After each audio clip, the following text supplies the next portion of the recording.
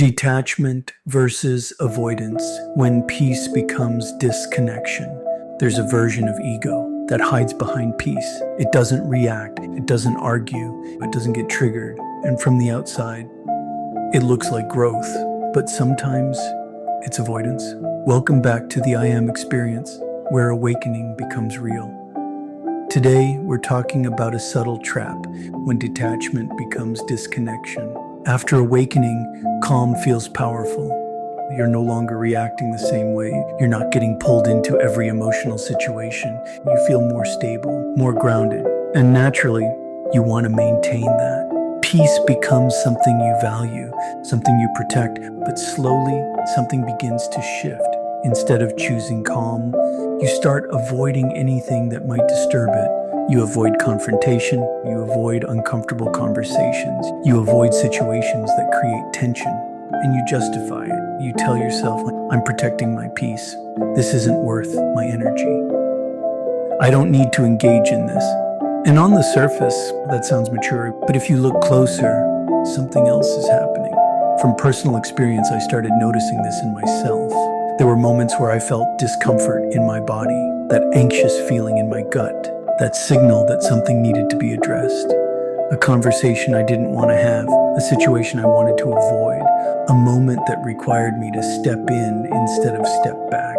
And my first instinct was to withdraw, to tell myself, this isn't worth it. I'll just leave it alone. I'm protecting my peace.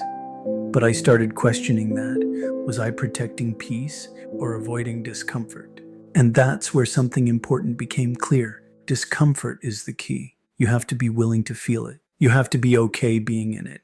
Because that feeling, that tension, that uneasiness is not something to escape. It's something you move through. From personal experience, discomfort wasn't new to me. I've lived with it most of my life. So when it showed up during awakening, it didn't feel unfamiliar. And looking back, I think that helped me because I wasn't expecting the process to feel comfortable. I understood, even if not consciously at first, that growth lives inside discomfort. So instead of following the instinct to withdraw, I started doing the opposite. Even when I felt that anxious feeling in my gut, I leaned into it. I faced the conversation. I stepped into the situation. I stayed present in the discomfort, not because it felt good, but because I knew that's where the shift happens. Avoidance feels like relief in the moment, but it creates disconnection over time. That anxious feeling isn't always a signal to run. Sometimes it's a signal to stay, to engage, to move through something instead of around it. Avoidance can look like maturity. It can look like staying calm, not reacting, not engaging, but internally you're shutting down, disconnecting, suppressing. That's not regulation, that's withdrawal. Real detachment is different. Detachment doesn't remove you from the moment. It keeps you in it without losing yourself. You can feel discomfort, stay in the conversation, remain grounded without needing to escape. When you avoid discomfort, your world gets smaller. Conversations become limited. Relationships lose depth. Connection fades. You may feel peaceful, but also distant. And over time, that distance becomes isolation. The real shift is this. Instead of asking, how do I stay comfortable?